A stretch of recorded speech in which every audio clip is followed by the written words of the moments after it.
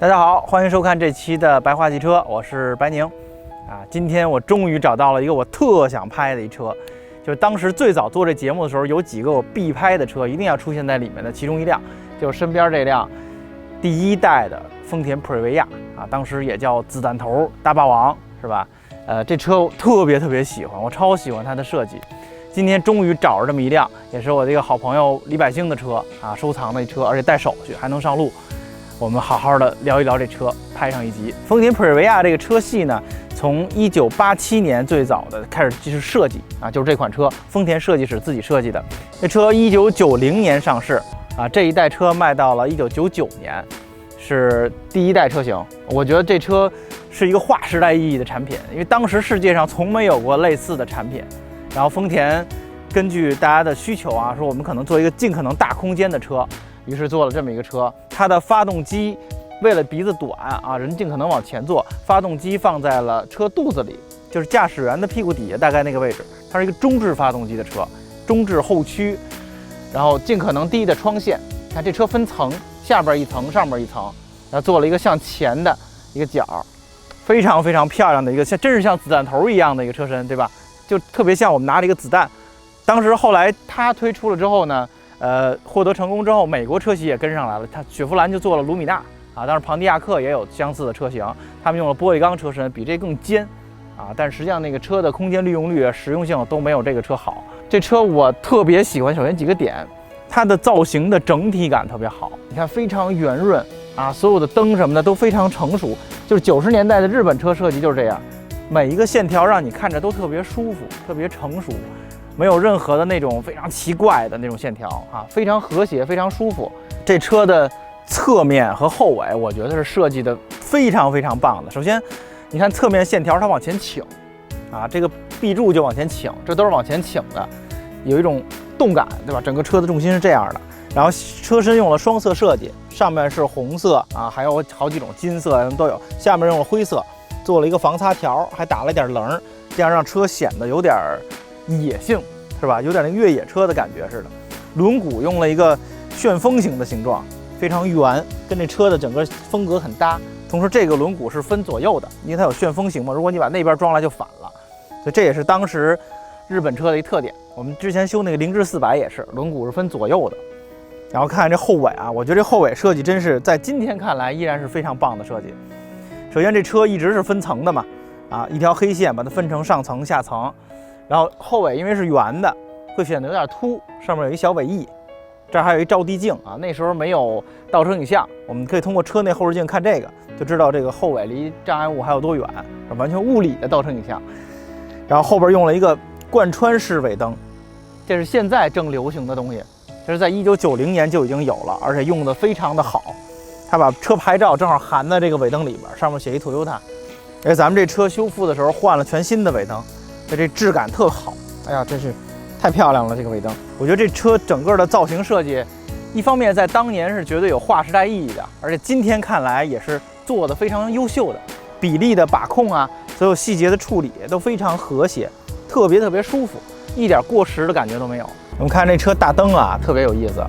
从镜头里看绝对是一玻璃大灯，是吧？带玻璃那种网纹，包括这小揪揪都有，但实际上这是一塑料大灯。就正处于玻璃和塑料交界那时代，它让大家可能觉得像现在这种完全透明的一个塑料灯不习惯，可能觉得没质感，所以用塑料灯模仿了玻璃灯所有的东西。咱们打开机盖看看这其实不应该叫发动机盖，因为里边并没有发动机。我们见到了所有的夹住口都在这儿，你看这是防冻液，它的冷却系统水箱、冷凝器都在最前面。这是玻璃水、ABS 泵、电瓶、刹车油、助力油。空滤，就是如果你保养的话，这车仅保养不维修，开这盖就可以了该换的所有滤芯、所有油水都在这儿。发动机在里面，在这儿是看不到的。咱们看这车内饰哎呦，这车内饰我当年小的时候最喜欢的就是这个内饰，就只要一见着这车，一定要趴窗户上看一看。看什么呢？就是看的是这一块。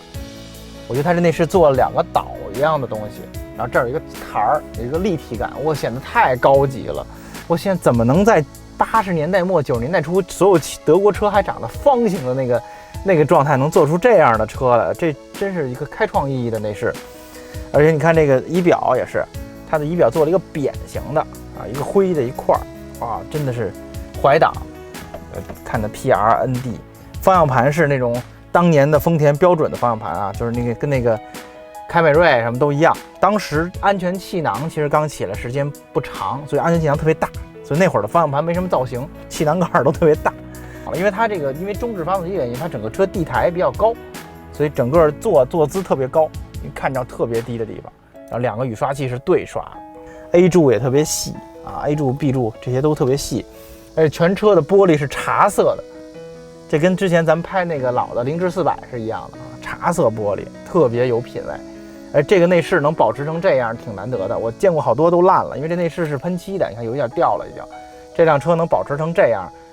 ，20多年后真是不简单。带一个杯架啊，这个我见过这车杯架基本都是坏的，这辆还是好的。这是烟灰缸啊，这用着简直太趁手了。这儿还有一个 Cool Box， 是一个冰箱啊，这儿能放俩饮料，是凉的。发动机在这底下，而这车现在地毯你看都是原装的，丰田的那个地毯，哇，这太棒了。蒙特卡罗香水，这是当年就老爸这辈人特别喜欢用的一个东西啊，这车还保留着。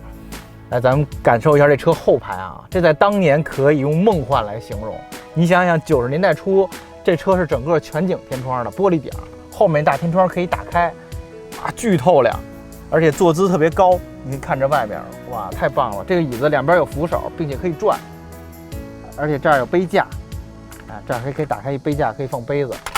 我这在90年代初的时候，真的是一个像宇宙飞船一样的太空舱一样的车啊！而且咱们这车现在车况你看特别好，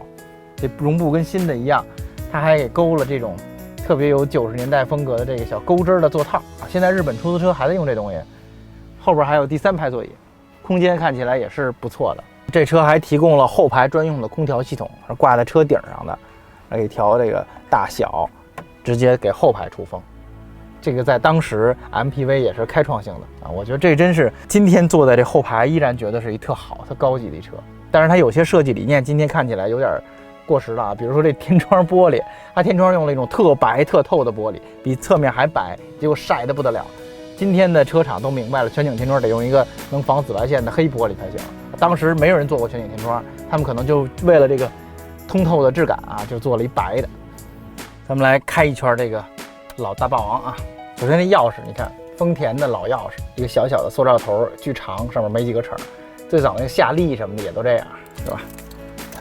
赶紧着车吧，巨热，这车太透了，阳光下蒸笼一样。着了啊，这机器有点抖，毕竟这个老2.4机器这么多年了嘛，是一怀档。哎呦，啊，它是这样，通过这儿能看 PRND， 手刹特别奇怪，在左手，啊，它松下去，啊，不是脚踩的，居然在左手。这车坐姿还比我想象的舒服啊，它转向柱挺长的啊，这么一坐还比较放松，我以为是会够着开的那种感觉，还没有，挺舒服的。动力比较弱啊，这车当时是135马力，2.4升，然后配4AT 变速箱，就是最经典的那套老凯美瑞也是这东西嘛，就90年代丰田那套老动力总成啊，开着有一点疙疙瘩瘩的感觉啊。一方面因为动力一般，可能年头也多了啊，手感非常好，这方向盘挺有韧劲儿的，但又不沉啊。这车最棒的是这视野啊，大家跟我一起说啊，特别通透，真的这是太通透了，这么老高，而且一圈的玻璃，你可以一览无余开着它啊。这车用现在的眼光来看，开起来呢就是动力相对差一点啊，噪声比较大，呜的这机器，其他非常好。非常好，跟现在车我觉得没有什么区别，非常非常好开，而且这视野真是太迷人了，什么都看得见，你可以进小胡同，进哪儿都很方便。我觉得这要回到20-30年前啊，90年代初或者90年代的时候开这车，真是太梦幻了，太棒了，这感觉。这车如果现在有新的啊，动力总成换成新款的好排放标准的，卖个20-30万、30-40万，我觉得我会买的，就冲这个样子，冲这感觉，开起来还是非常理想的。这车4.76米长，1.798米宽，1.76米高，这个外扩尺寸在今天看来也不是很小，但是这个视野会让你开着觉得并不像开一个大车的感觉啊，前面完全没有鼻子，你根本不用考虑看不见鼻子的问题，你就开到不敢开了，停下就基本上差不多，所有都收到车内啊。所以当然这样通透的大玻璃设计唯一缺点就是热啊，现在即使开着空调也非常的热这车，而当年的这玻璃的隔热效果说实话没今天的好。我现在开着这车的感觉吧，就特别像那种90年代我特喜欢的电影明星或者歌手，然后现在终于有机会跟他认识了，然后一块聊聊天坐一会儿，那种感觉膜拜的感觉。虽然这车并不是什么特别高级的车啊，但是在我心里就是这么一个地位啊。这车坐起来跟现在的车说实话差别不大啊，就可能这个老2.4发动机有一点抖，整体来讲特别高。你看我坐的特别高，因为这车底盘很厚，它底下是发动机嘛，所以窗户都到这儿了，头都快顶着房顶了啊，很通透，非常通透的一个视野。这车座椅分2款，咱们这是一普通款带头枕这种，还有一款3角形的特别科幻的座椅，比这个还要舒服一点。这样哇，真的是这在90年代要能坐在这车里，那种高级感、尊贵感加通透感，真是非常享受、非常迷人的一件事儿啊。咱们聊聊普锐维亚吧。实际上这个车马上在2019年的10月份就要彻底结束了，整个这个车系。这车系是丰田开创了自己的一个大空间的 MPV 的一个车系，尤其这第一代车，无论在设计上还是布局上都是非常有创新性的，对吧？用了一个中置发动机，尽可能的利用车的空间。第一代主销市场当时是主打的是北美，包括欧洲啊，包括澳洲、加拿大这种地儿，卖的还是不错的反响。但是在1997年的时候，丰田推出了一个新的车，针对北美市场的进一步满足他们的需求，就是 Sienna， 就是咱们的塞纳平行进口车，有很多巨宽那车啊，但当年没那么宽，它用的是凯美瑞的平台，前置机器的，而且车身更宽更大，所以普锐维亚97年就退出北美市场了后面呢，在欧洲、在中国、在日本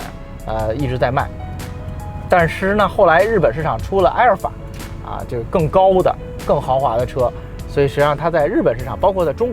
国的日系豪华 MPV 的市场，其实被埃尔法所取代了普锐维亚在中国一直有销售，官方销售，但是呢价格一直都非常的贵，是吧？这车我记得3.5升的那版到18、19年现在还卖得60多万，所以没有什么意义，也没什么人买，但是依然是大家非常喜欢那个车。然后特别有意思的事儿是，丰田一直没有在中国国产和低价销售这个普锐维亚，但是它的兄弟品牌竞争对手本田看上了这块市场，就是这种中等尺寸的家用 MPV 的市场。本田把奥德赛改成了普锐维亚这个形制，长宽高都差不多，侧滑门的一个家用 MPV， 结果奥德赛在中国卖火了这个我不知道丰田作何感想，也许丰田根本不在乎，是吧？我们有塞纳，我们有埃尔法，我们都没所谓的，你这块市场你去干吧。所以呢，综上所述，其实普锐维亚这个车呢已经被其他的车完全替代掉了，就没有什么特别大的意义了。这一代销量也逐渐减小了，所以丰田决定在2019年的10月份停止普锐维亚这个车系的生产，也不再出下一代车型了，非常的可惜有一点可惜，是吧？但其实在丰田内部并没什么可惜的。所以今天特地来，正好碰上这个车，咱们来录一集。这是我从小就特别喜欢、特别膜拜的一个车，今天终于有机会能跟它近距离接触一下，带着大家一起来品味了一下这个30年前的普锐维亚还是非常棒的车。感谢大家收看这集的白话汽车，咱们下周再见。